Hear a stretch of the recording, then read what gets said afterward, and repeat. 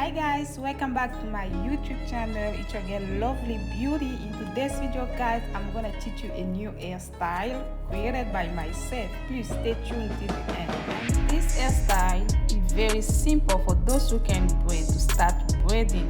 This is not feeding braid or flat twist, it's a folding cornrow.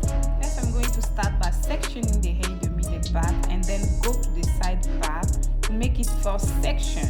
And please, if you're watching the video and you haven't subscribed to my channel, please do so by subscribing and turn on the post notifications so that whenever we post a new hairstyle, you'll be the first person to be notified. And don't forget to give this video a thumbs up and put your comments in the comment section.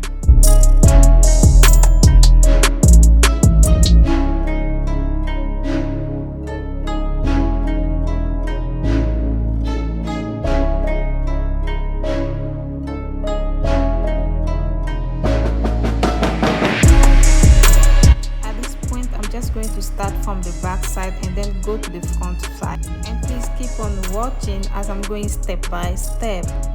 And go ahead and apply some gel and take some of the braiding extension and place it between the natural hair and then just fold it and just keep on folding it till the end.